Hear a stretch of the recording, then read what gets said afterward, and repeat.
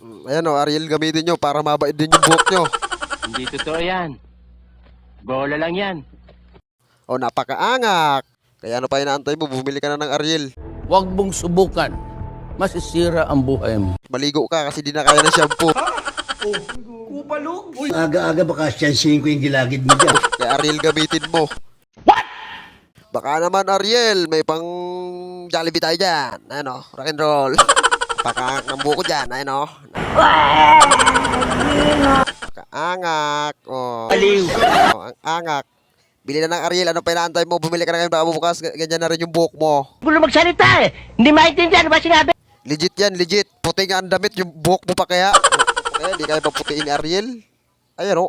Ayan o, legit na legit. Ang haba. Ayan o, pagtuwad-tuwad pa si Trupa.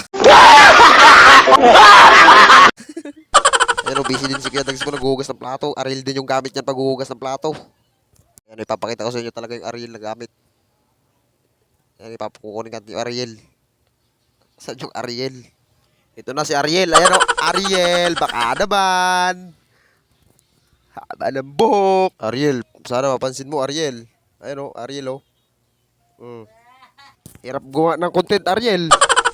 Hiniram ko lang yan kay Kaigay. Kay Kaigay ang Ariel. Hindi sa akin yan. Ayan, sinauli ko na. Kaya Ariel. Hiniram ko lang yon. No? Tama mo naman? Oh.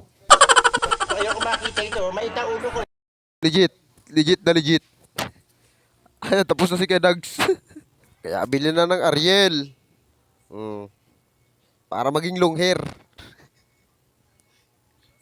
Ayan o, shoutout muna kay Kadaga.